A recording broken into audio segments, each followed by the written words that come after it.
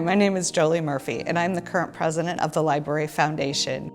My husband Rich and I moved to Glen Ellyn in 1996, and we raised our 2 children here. The mission of the Library Foundation is to build an endowment that will allow future residents to enjoy the building that we currently have, as well as keeping it state-of-the-art. The foundation has been great because it has a long-term approach to things, and so you know that you're building the endowment and you're helping the foundation long-term as opposed to just a day-to-day thing. So that foundation was born in 1998, which was 25 years ago. My name's Dan Anderson. The reason I lived in Glen Ellyn since 1969 was my wife, Midge. She was born and raised in Glen Ellyn and brought me here after college. Been here ever since. Her philanthropic involvements almost always involved Glen Ellyn because she liked to see where the money was going and what it was doing and so forth. And that's a contagious attitude. I guess I caught it from her. My name's Tony DeCesar. My wife and daughter and I have lived in Glen Ellyn for 5 years this summer. I work as a college professor at DePaul University in Chicago. I'm in their College of Education. The library has really been central to our experience in Glen Ellyn since we got here, and I think it's been a chance for us and for our daughter to just get connected in the community.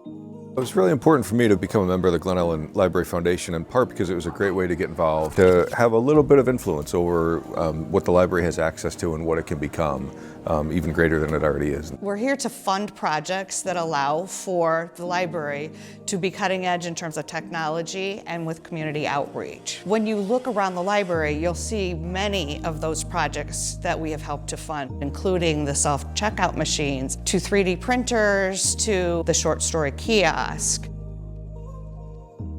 As for the community outreach part, we see a cafe when we enter in and we can order food and drink, which that was not a part of a library, 10, 15 years ago. The van that will be coming to us in 2023, and that van will bring books to areas where the patrons can't get to the physical space of the library.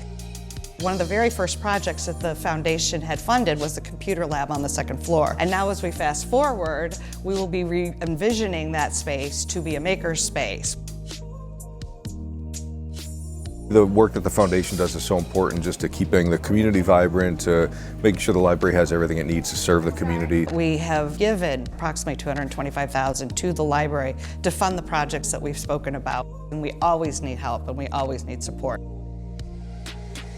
We are fortunate to have such a good library in Glen Ellyn, but there's a limit to how far a tax-supported institution can go with innovating things. And the foundation is really what allows the library to reach out beyond what it might be able to do if it were just using tax dollars. The teen room here at the library is an interesting example of how Midge approached things. This area had to remediate it. Next thing I know, we're committed to supporting it financially. But the really neat part, she said, instead of giving them all the money, why don't we give maybe half of it and then make the other half contingent on matching money? I don't think it took Dawn a week to line up the matching funds. So we were off and running.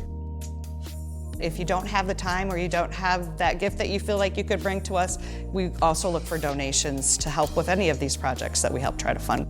And it's fun to support them. Believe me, it is fun. Why do you do this? Well, because it feels good.